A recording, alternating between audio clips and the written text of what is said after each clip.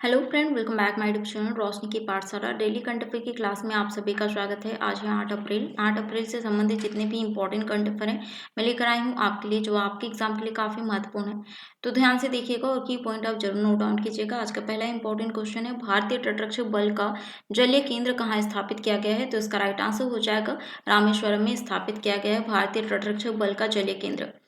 भारतीय तटरक्षक बल के महानिदेशक राकेश पाल ने तमिलनाडु के रामेश्वरम के पास आईसीसीएस मंडपम में भारतीय तटरक्षक बल के जलीय केंद्र का उद्घाटन किया है। भारतीय तटरक्षक बल की हम बात कर रहे हैं, इससे संबंधित कुछ बेसिक जानकारी हम रिवाइज कर लेते हैं। इसकी स्थापना की गई थी 1 फरवरी 2077 को केंद्रीय रक्षा मंत्रालय के अंतर्गत। और कार्य क्या है भारतीय तटरक्षक बल का? समुद्र में तस्करी और अन्य गतिविधियों को रोकना है। तो इससे संबंधित जो है केंद्रीय कमांड सेंटर और उसके मुख्यालय की हम बात करें तो उत्तर पश्चिम में स्थित क्षेत्रीय कमांड सेंटर का मुख्यालय है गांधीनगर गुजरात में, पश्चिम का है मुंबई महाराष्ट्र में, पूर्व का है चेन्नई में और उत्तर पूर्व का कोलकाता में, अंडमान और निकोबार का है पोर्ट ब्लेयर में। नेक्स्ट क्वेश्चन है, राष्ट्रीय हस्तनिर्मित दिवस 2024 कब मनाया गया है? तो इसका राइट आंसर हो जाएगा 6 अप्रैल को मनाया गया है। क्यों मनाया जाता है, चलिए हम जानते हैं। हर साल अप्रैल के पहले शनिवार को राष्ट्रीय हस्तनिर्मित दिवस मनाया जाता है। इस वर्ष 6 अप्रैल को मनाया गया है, यानी कि अप्रैल के पहले शनिवार को मनाया जाता है, ठीक है। और 2024 में 6 अप्रैल को मनाया गया है। यह दिन जो है हस्तनिर्मित सामान बनाने वाले लोगों की कौशल समर्पण को सम्मानित करने और पहचानने के लिए मनाया जाता है। 2024 का जो विषय रखा गया है, हस्तनिर्मित उत्पाद खरीदे, यह जो है विषय रखा गया है। तो बहुत ही इम्पोर्टेंट है, एग्जाम में पूछा जा सकता है। नेक्स्ट क्वेश्चन है, परमवीर चक्र गार्डन का उद्घाटन कहाँ किया गया है? तो इसका राइट आंसर हो जाएगा चेन्नई में किया गया है। तमिलनाडु के राज्यपाल आर.एन. रवि ने ताम्बरम में कांची महास्वामी विद्या मंदिर में परमवीर चक्र उद्यान और एक्यम प्रदर्शनी का उद्घाटन किया है। यह उद्यान 21 परमवीर चक्र पुरस्कार विजेताओं के इतिहास और मूर्तियों की प्रदर्शित करता है, जो वीरता के लिए भारत का सर्वोच्च सैन्य सम्मान है। नेक्स्ट हम देख लेते हैं, किस देश में दुनिया के सबसे शक्तिशाली लेजर को सक्रिय किया गया है? तो इसका राइट आंसर हो जाएगा रोमानिया में। या रोमानिया में जो है दुनिया के सबसे शक्तिशाली लेजर को एक्टिव किया गया है। रोमानिया में दुनिया का सबसे शक्तिशाली लेजर, जिसमें जो है यह लेजर सूर्य से अरबों गुना तेज और चमकीली किरण जो है पैदा करने में कैपेबल है। और इसे रोमानिया की राजधानी बुखारेस्ट में एक अनुसंधान केंद्र ने विकसित किया गया है। रोमानिया की हम बात कर रहे हैं, रोमानिया की कुछ बेसिक जानकारी हम देख लेते हैं। रोमानिया यूरोप महाद्वीप में स्थित एक देश है, जिसको आप यहाँ पे देख सकते हैं। और राजधानी है बुखारेस्ट और प्रधानमंत्री है मार्सेल सिओलाकू। नेक्स्ट हम देख लेते हैं, अग्नि प्राइम मिसाइल का हाल ही में किसने परीक्षण किया है? तो इसका राइट आंसर हो जाएगा डीआरडीओ ने किया है। डीआरडीओ का फुल फॉर्म क्या है? Defence research and development organisation. Bharat की एक रक्षा से जुड़ी अनुसंधान कार्यों के लिए देश की अग्रणी संस्था है डीआरडीओ। डीआरडीओ अग्नि प्राइम मिसाइल का सफल परीक्षण किया है अभी, और इससे पहले 7 जून 2023 को भी डीआरडीओ ने अग्नि प्राइम मिसाइल का सफल परीक्षण किया था। अग्नि प्राइम की हम बात कर रहे हैं, क्या है अग्नि प्राइम, चलिए हम जानते हैं। अग्नि प्राइम मिसाइल को integrated guided missile development programme के तहत देशी में विकसित किया गया है। और इस प्रोग्राम के तहत पृथ्वी, अग्नि, त्रिशूल, नाग और आकाश जैसी मिसाइलें विकसित की गई है। अग्नि प्राइम बैलिस्टिक मिसाइल एक मध्यम दूरी की मिसाइल है, जिसकी रेंज है करीब 1200 से 2000 किलोमीटर के बीच। और यह मिसाइल परमाणु हथियार ले जाने में जो है सक्षम है। और इस मिसाइल का वजन करीब 11,000 किलोग्राम है। अग्नि एक का परीक्षण जो है साल 1989 में किया गया था। नेक्स्ट हम देख लेते हैं, भारत के नंबर 1 शतरंज खिलाड़ी कौन बने हैं? तो इसका राइट आंसर हो जाएगा अर्जुन एरिगेसी बने हैं भारत के नंबर 1 शतरंज खिलाड़ी। तो फीडे रैंकिंग में अर्जुन एरिगेसी नए शीर्ष रैंक वाले भारतीय शतरंज खिलाड़ी बने हैं, जिनको आप यहाँ पे देख सकते हैं। और 5 बार के विश्व चैंपियन विश्वनाथ आनंद 2751 की रेटिंग के साथ एरिगेसी के बाद दूसरे रहने वाले भारतीय हैं। विश्वनाथ आनंद ने विश्व स्तर पर 11वां स्थान हासिल किया है और प्रज्ञानंद आर 14वें नंबर पे और गुकेश डी 16वें नंबर और विदित संतोष गुजराती 25वें स्थान पर हैं। बात कर रहे हैं हम फीडे की, तो इसका फुल फॉर्म है इंटरनेशनल चेस फेडरेशन। और इसकी शुरुआत जो है कब से की गई है, 1924 में पेरिस से की गई थी और मुख्यालय है लुसाने स्विट्जरलैंड में। इसके अध्यक्ष हैं अर्कडी डोकोविच और उपाध्यक्ष हैं विश्वनाथन आनंद जी। नेक्स्ट हम देख लेते हैं मिस्र के राष्ट्रपति के रूप में तीसरी बार किसने शपथ ली है। तो इसका राइट आंसर हो जाएगा अब्देल फतह अल सीसी ने तीसरी बार शपथ ली है राष्ट्रपति के रूप में। अब्देल फतह अल सीसी पहली बार वर्ष 2014 में और दूसरी बार 2018 में राष्ट्रपति बने थे। तीसरी बार उन्होंने दिसंबर 2023 में चुनाव जीता और चुनाव के कुछ महीने बाद अप्रैल 2024 में उन्होंने राष्ट्रपति पद की शपथ ली है। राष्ट्रपति के रूप में अब उनका कार्यकाल जो है 6 साल का होगा और राष्ट्रपति बनने से पहले अल सीसी मिस्र के आर्म्ड फोर्सेज के कमांडर इन चीफ रह चुके हैं। मिस्र की हम बात कर रहे हैं, मिस्र की कुछ बेसिक जानकारी हम रिवाइज कर लेते हैं। मिस्र की राजधानी है काहिरा और मुद्रा है इजिप्शियन पाउंड। आधिकारिक भाषा है अरबी और राष्ट्रपति हैं अब्देल फतह अल सीसी और प्रधानमंत्री हैं मुस्तफा मदबौली।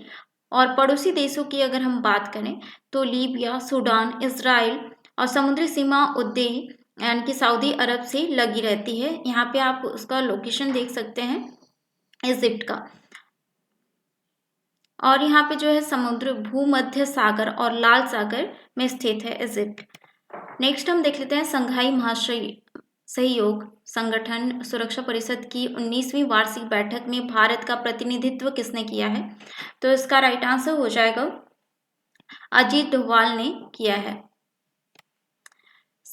SCO सुरक्षा परिषद की 19वीं वार्षिक बैठक कजाकिस्तान के अस्ताना में अप्रैल 2024 में आयोजित हुई है। भारतीय प्रतिनिधिमंडल का नेतृत्व राष्ट्रीय सुरक्षा सलाहकार अजीत डोभाल ने किया था। उन्होंने SCO के वर्तमान अध्यक्ष कजाकिस्तान के राष्ट्रपति कासिम जोमार्ट टोकायेव से भी मुलाकात की है और बैठक में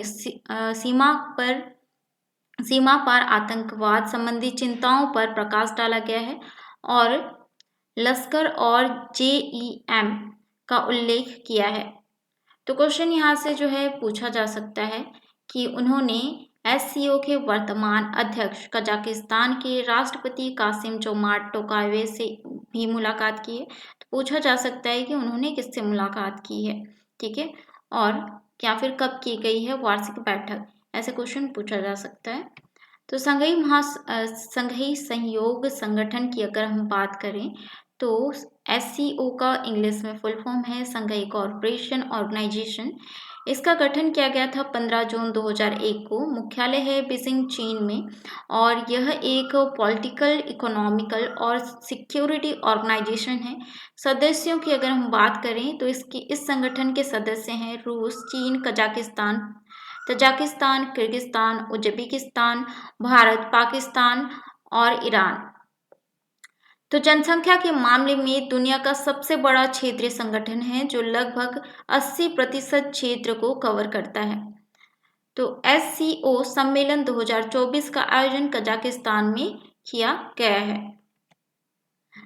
नेक्स्ट क्वेश्चन है भारत की UPI लेन देन में कितने प्रतिशत की वृद्धि दर्ज की गई है। तो इसका राइट आंसर हो जाएगा 56% की वृद्धि दर्ज की गई है। इसका राइट आंसर हो जाएगा ऑप्शन सी। केंद्र सरकार द्वारा हाल ही में जारी एक रिपोर्ट के अनुसार भारत में यूनिफाइड पेमेंट इंटरफेस लेन देन में जुलाई और दिसंबर 2023 के बीच 56% की उल्लेखनीय वृद्धि दर्ज की गई है। वर्ष 2022 के उत्तरार्ध में लेन देन की मात्रा 42.1 बिलियन से बढ़कर 65.7 बिलियन हो गई है। नेक्स्ट क्वेश्चन है, federation of Indian micro and small and medium enterprises के अध्यक्ष कौन बने हैं? तो इसका राइट आंसर हो जाएगा संदीप जैन बने हैं। ऑटो कंपोनेंट निर्माता और आईआईटी कानपुर के पूर्व छात्र संदीप जैन को सर्वसम्मति के से जो है वर्ष 2024-25 के लिए federation of India micro and small and medium enterprises के अध्यक्ष के रूप में चुना गया है। हम बात कर रहे हैं फिशमे की, तो इसका फुल फॉर्म है federation of India micro and small and medium enterprises. इसकी स्थापना की गई थी 1995 में। मुख्यालय है नई दिल्ली में और स्थानों की संख्या हम करें तो 5 है और अध्यक्ष कौन है? अनिमेष सक्सेना है। अब बारी है रिवाइज करने की पिछले करंट अफेयर को। तो अगर आपको इसका आंसर आता है तो कमेंट करके जरूर बताइएगा। आज का पहला क्वेश्चन है, किस देश ने राष्ट्रमंडल खेलों की मेजबानी करने से इनकार कर दिया है? तो इसका राइट आंसर हो जाएगा सिंगापुर ने इनकार कर दिया है। विश्व डोपिंग रोधी एजेंसी वाडा की रिपोर्ट के अनुसार 2022 में सबसे अधिक डोपिंग के मामलों की संख्या किस देश में पाई गई है? तो इसका राइट आंसर हो जाएगा भारत देश में सबसे अधिक पाई गई है। विश्व बैंक आर्थिक सलाहकार पैनल में किसे नियुक्त किया गया है? तो इसका राइट आंसर हो जाएगा राकेश मोहन को नियुक्त किया गया है। CIDC विश्वकर्मा पुरस्कार 2024 किसे प्रदान किया गया है? तो इसका राइट आंसर हो जाएगा SJVN लिमिटेड को प्रदान किया गया है।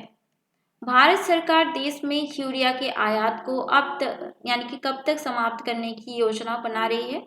तो इसका राइट आंसर हो जाएगा 2025 तक जो है यूरिया के आयात को कम करने के लिए यानी कि बंद करने के लिए जो है समाप्त करने के लिए योजना बना रही है भारत सरकार। भारतीय सेना में किस एयर डिफेंस सुरक्षा प्रणाली को शामिल किया गया है? तो इसका राइट आंसर हो जाएगा आकाश तीर कमांड और कंट्रोल सिस्टम को शामिल किया जाएगा एयर डिफेंस सुरक्षा प्रणाली में। दिल्ली में वनों की सुरक्षा से संबंधित समिति का अध्यक्ष किसे नियुक्त किया गया है?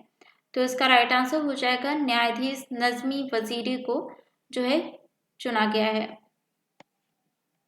World economic forum young global leaders community the class of 2024 में कितने भारतीयों को शामिल किया गया है? तो इसका राइट आंसर हो जाएगा 5 भारतीयों को शामिल किया गया है। किसने शिकायत निवारण प्रणाली का एक उन्नत संस्करण लॉन्च किया है? तो इसका राइट आंसर हो जाएगा सेबी ने लॉन्च किया है। अब बारी है एडिशनल जीके की। आज के एडिशनल जीके में हम देखेंगे अप्रैल माह के प्रमुख दिवस। कौन कौन से दिवस जो है अप्रैल माह में मनाए जाते हैं, एग्जाम में जो है पूछे ही जाते हैं, इससे क्वेश्चन आता ही है। तो 1 अप्रैल को जो है उड़ीसा दिवस मनाया जाता है। उड़ीसा का जो है गठन किया गया था, तो स्थापना दिवस जो है मनाया जाता है 1 अप्रैल को। और 2 अप्रैल को मनाया जाता है विश्व ऑटिज्म जागरूकता दिवस। 4 अप्रैल को मनाया जाता है अंतर्राष्ट्रीय खनन जागरूकता दिवस। 5 अप्रैल को राष्ट्रीय समुद्री दिवस। 7 अप्रैल को विश्व स्वास्थ्य दिवस और 10 अप्रैल को विश्व होम्योपैथी दिवस और 11 अप्रैल को राष्ट्रीय सुरक्षित मातृत्व दिवस और राष्ट्रीय पालतू पशु दिवस मनाया जाता है। 13 अप्रैल को मनाया जाता है जलियांवाला बाग हत्याकांड दिवस यानी कि नरसंहार दिवस, जो कि 1919 में हुआ था। और 17 अप्रैल को मनाया जाता है विश्व हीमोफीलिया दिवस। ठीक है, तो यह था आज का इम्पोर्टेंट करंट अफेयर के क्वेश्चन आंसर। आशा करती हूँ आपके लिए काफ़ी इंफॉर्मेटिव रहा होगा। और ऐसे ही डेली इंपॉर्टेंट करंट अफेयर के क्वेश्चन आंसर देखने के लिए मेरे चैनल को सब्सक्राइब करिए, साथ ही बेल आइकन को प्रेस कीजिए ताकि आने वाली वीडियो का नोटिफिकेशन आपको मिलता रहे।